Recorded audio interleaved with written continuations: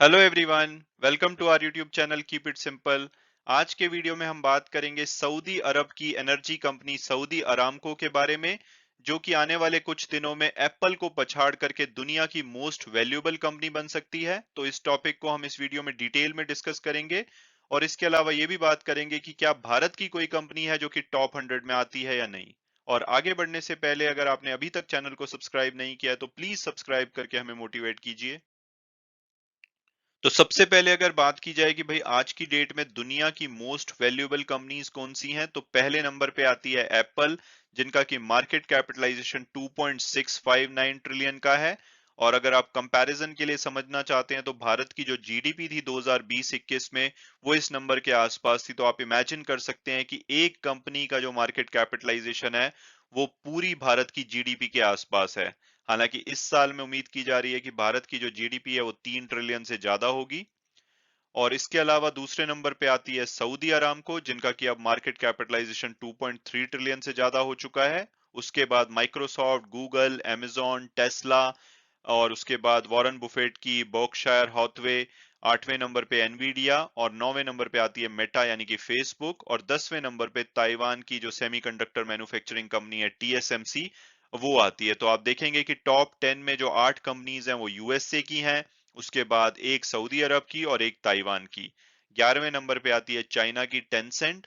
और अगर बात की जाए इंडियन कंपनीज की तो भारत की जो सबसे बड़ी कंपनी है रिलायंस इंडस्ट्रीज, वो दुनिया की 49th लार्जेस्ट कंपनी है। और अब अगर बात की जाए लेटेस्ट डेवलपमेंट की, तो जो सऊदी अरब की oil giant company Saudi Aramco है, ये अपने मार्केट कैपिटलाइजेशन का गैप जो एप्पल के साथ है उसको लगातार कम कर रही है, और आने वाले कुछ टाइम में देखा जा सकता है कि ये दुनिया की मोस्ट वैल्यूएबल कंपनी बन सकती है। और उसका रीजन है कि जो ऑयल के प्राइसेस हैं वो 2008 के बाद से हाईएस्ट हैं, और सऊदी अरामको का जो काम है वो ऑयल को एक्सप्लोर करके दुनिया भर में बेचना है। तो इसकी वजह से देखा जा रहा है ऑयल प्राइसेस बढ़ने की वजह से इनका जो पिछले 3 वीक में जो शेयर है वो लगभग 15% के आसपास बढ़ा है। और इसकी वजह से इनका जो मार्केट कैपिटलाइजेशन है वो 2.3 ट्रिलियन के मार्क को क्रॉस कर चुका है।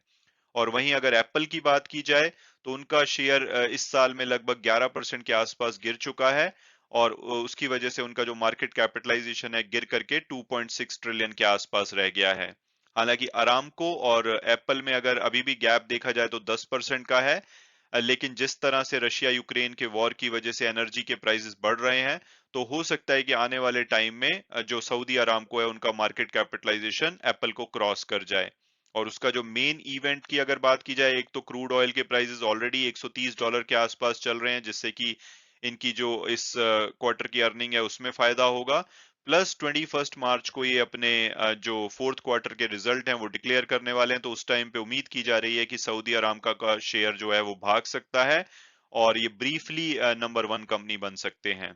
और इससे पहले अगर बात की जाए कि क्या कभी अरामको नंबर 1 रही है, तो सितंबर 2020 में एक छोटे पीरियड के लिए नंबर 1 कंपनी रही थी, जब कोविड 19 पेंडेमिक आने के बाद लगातार प्राइसेस गिरे थे ऑयल के। लेकिन जब सितंबर 2020 में देखा जा रहा था कि शायद अब कोविड कंट्रोल में आ रहा है और उसके बाद जो प्राइसेस हैं ऑयल के बढ़े थे, तो उस वजह से सऊदी अरब ने ब्रीफली जो नंबर 1 का टाइटल है उसको अचीव किया था। हालांकि उसके बाद से लगातार एप्पल ही नंबर 1 बना हुआ है। अक्टूबर और नवंबर 2021 में ब्रीफली इन्होंने अपने नंबर 1 टाइटल को लूज किया था, जब इन्होंने अपने अर्निंग जो टारगेट है उसको मिस किया था। उस टाइम पे माइक्रोसॉफ्ट जो है बिल गेट्स की, वो नंबर 1 पोजीशन पे आ गई थी। हालांकि जो इन्वेस्टर हैं वो अभी भी क्वालिटी स्टॉक्स में इन्वेस्ट करना चाहते हैं, उस वजह से एप्पल में अभी भी इन्वेस्टर के टॉप पिक्स में आता है ये। और अगर इस साल की भी बात की जाए, हालांकि इसका शेयर 11% के आसपास गिरा है, लेकिन अगर हम नैस्डैक 100 इंडेक्स को देखें तो वो ऑलमोस्ट 19% गिरा है। तो उस हिसाब से इन्होंने दूसरी यूएस कंपनीज के मुकाबले में काफी अच्छा किया है। और अब अगर बात की जाए कि भाई भारत की टॉप कंपनीज कौन सी हैं और वो दुनिया में क्या टॉप 100 में आती हैं, तो भारत की सबसे बड़ी कंपनी अगेन रिलायंस इंडस्ट्रीज है, जिनका की मार्केट कैपिटलाइजेशन 207 बिलियन के आसपास है। और ये अगर दुनिया में इनकी रैंकिंग की बात की जाए तो ये 49th प्लेस पे आती हैं। दूसरे नंबर पे है टीसीएस, जिनका की मार्केट कैपिटलाइजेशन लगभग 174 बिलियन के आसपास है, और इनकी जो रैंक है वो दुनिया में 67th है। इसके अलावा अगर LIC का IPO आता है और उसको अगर वो प्रीमियम पे लिस्ट होता है तो हो सकता है कि उसकी भी रैंक टॉप 100 में आ जाए, लेकिन आज की डेट में सिर्फ ये दो कंपनीज हैं जो कि टॉप 100 में आती हैं। इसके अलावा अगर भारत की टॉप कंपनीज की बात की जाए तो तीसरे नंबर पे आता है HDFC बैंक, चौथे नंबर पे इन्फोसिस, फिर ICICI बैंक, हिंदुस्तान यूनिलीवर, भारतीय एयरटेल सातवें नंबर पे, SBI आठवें नंबर पे, HDFC लिमिटेड नौवें नंबर पे और बजाज फाइनेंस आता है 10वें नंबर पे।